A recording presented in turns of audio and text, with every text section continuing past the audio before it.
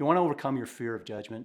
Do you ever feel scared to act on a dream, admit a mistake, speak your truth, or show who you are for fear of being ashamed, rejected, or laughed at? Here's a powerful technique that I use to break through my fear of judgment, and a little story of what it did for me. Interestingly, I learned some of this recently watching Legends of the Fall and a character that Brad Pitt plays in that. I'm James Burnham, and I work as a fear coach. And I guide people through difficult situations in their life by learning how to navigate through fear and turn it into excitement.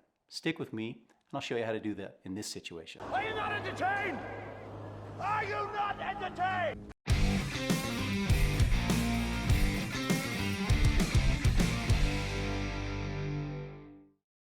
The first point in doing this is practicing meditation. The practice of meditation transformed my life and allowed me to understand my own and internal thoughts. The second thing that I did was I started offering compassion to myself. It allowed me to forgive myself for things that I had done. And then more importantly, finally, I did what I call the METOO method. I picked this up from Kristen Neff. She's a doctor who has spent her life studying the power of self-compassion. And it changed everything for me when it came to judging others. I grew up in a typical family in Canada. And we were a loving, supporting family full of kindness and support and learning and full of shame. It's a pretty standard thing for us to do in North America. It's how we kind of control social behaviors. And there was a lot of things that happened in my life that made me feel deeply ashamed and deeply unworthy. And I found that I would get relief by judging others. It made me feel better about who I was, to be able to see somebody that was doing something that was worse than me and mock them for it or laugh at them. These are things that kind of gave me that momentary relief of my own sense of pain. Getting beyond that and understanding how to move that required me to meditate and see the chaos of my thoughts and identify those emotions and things that were going on in my head that were so self-judging and so detrimental. My internal dialogue was horrible. And as I began to recognize that, I began to practice self-compassion. I forgave myself for things that I felt bad about, things that I thought made me feel less worthy. And in that process, I was able to lighten my load. But I still felt, as much as I did that, I get caught in judgment. And the truth is we all do. We all have a brain that is geared to judge, stereotype, cause quick responses to situations, and it's a survival thing. That's part of your brain. It's built to do that. There's another side of your brain that loves to deal with uncertainty. And what I found was most effective for me was that I could look at a situation that bothered me, and if I could look at that person and say, me too, I do that too, it would change everything for me. I could now see myself in that person. I could see our common humanity.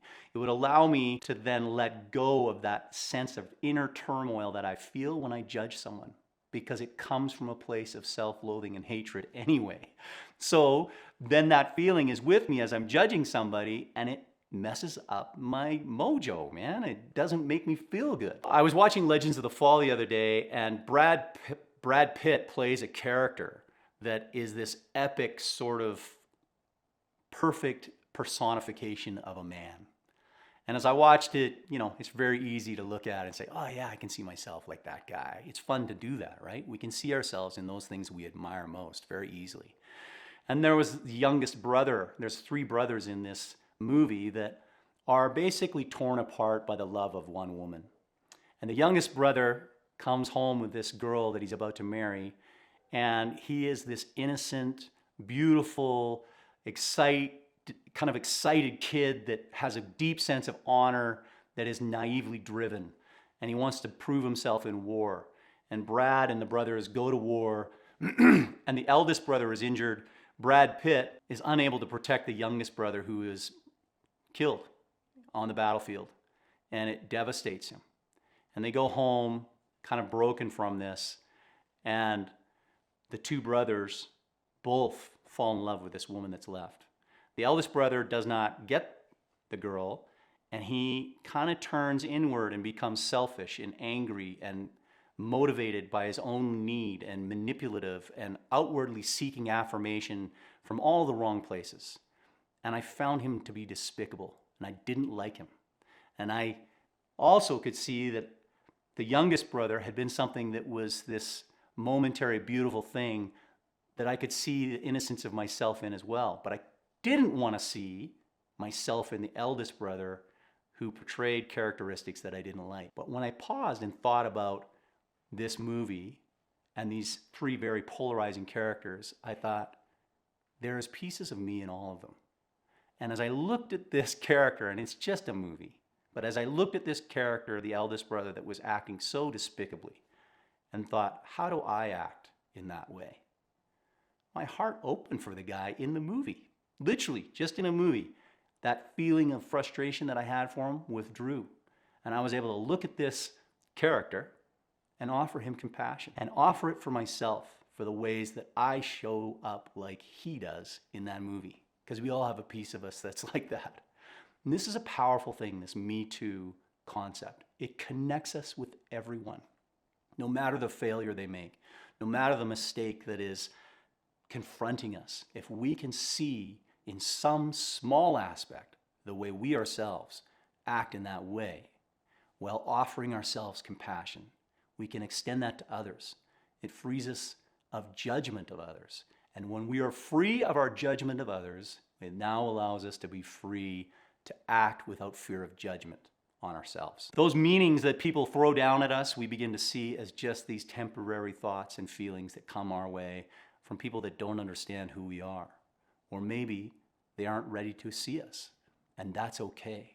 And when you get to that place where you see how you're connected to everyone, your mistakes, your failures, your imperfections become things that no longer matter so much, because they're what make you human. They're what make you lovable, and they're what make you accessible. So if you want to be free of judgment of others, you don't want to be struggling to know what to do, and you want to act on your own, do what I did. Figure out how to forgive yourself for all that you have done, offer yourself compassion, and see yourselves in the way people act around you. It will lighten the load, I promise you. If you like this idea of living a life free of the judgment of others, you might also like my other video, How to Face a Future Without Fear. Goes hand in hand for me. Check it out. Like, subscribe, click on the bell so you don't miss any more content. And give me some comments. Tell me what you feel. How do you move so that you don't have to face judgment from others and limit your actions? What do you do to make yourself strong enough to act when you think others might think what you're doing is crazy? I'd be interested to know. Next video's coming up. I know that you're just gonna binge watch today, so feel free to binge watch on my station.